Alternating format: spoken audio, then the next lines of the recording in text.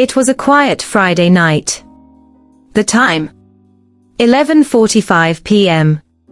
The whole house was dark.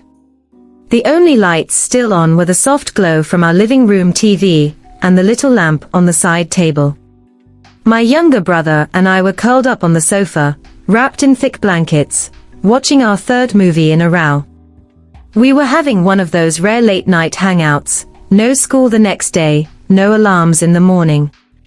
Just us, the screen, and some leftover snacks. Well, almost leftover snacks. Because by the middle of the movie, we had eaten everything, chips, cookies, juice. All gone. Suddenly, there was a noise, growl. But it wasn't from the movie. It was our stomachs. We looked at each other and burst out laughing. "I'm so hungry," my brother said dramatically, holding his stomach. "Same. I can't believe we forgot dinner," I replied. He quickly grabbed his phone and opened a food delivery app. "Let's order something. Pizza. Burger. Fries?" But as he scrolled, I already knew the answer. I leaned over and showed him the screen. "Closed. Everything's closed," I said. He looked heartbroken. I sighed, sat up, and thought for a moment. Then, like a light bulb went off in my head. I turned to him with a grin and said one word, "Pizza." He stared at me. "Didn't you just say everything's closed?" "Yeah," I said, "but we can make it." His eyes widened. "Make pizza? At midnight?" I nodded confidently. "Why not?" There was a moment of silence. Then he smiled. "Okay. Let's do it."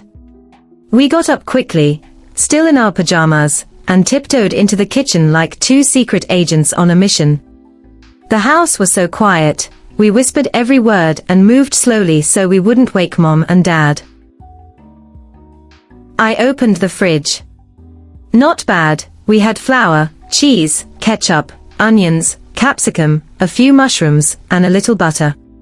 No fancy pizza sauce, no mozzarella balls, but we had enough to create magic. We tied aprons around our waists.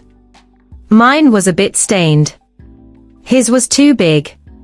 But we looked at each other like real chefs. "Operation Midnight Pizza begins now," I said, and he gave a salute. I started mixing the dough, warm water, a pinch of sugar, a little salt, and flour.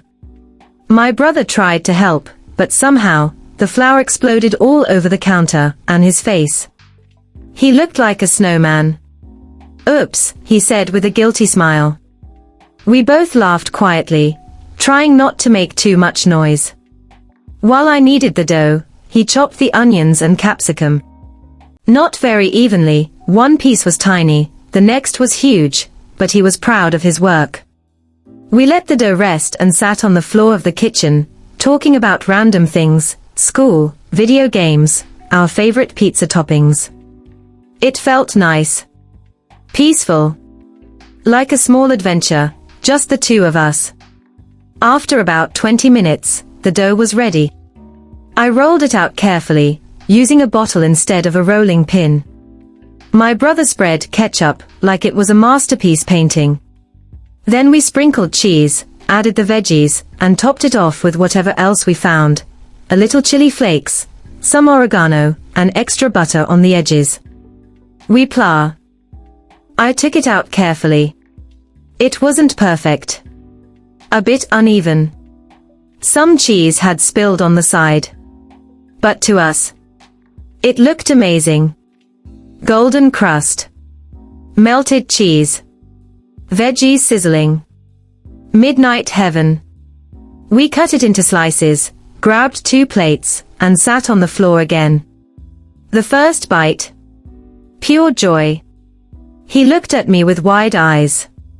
"This is the best pizza I've ever had." I smiled. Not bad for 2 sleepy chefs, huh? We ate slowly, enjoying every bite, laughing at our own cooking show idea, and talking about how we should open a pizza restaurant one day called Midnight Bites. That night, we didn't just fill our stomachs. We made a memory. No phones. No noise. Just laughter, the smell of pizza, and two siblings enjoying a simple, silly moment together. And honestly, that was the best kind of night.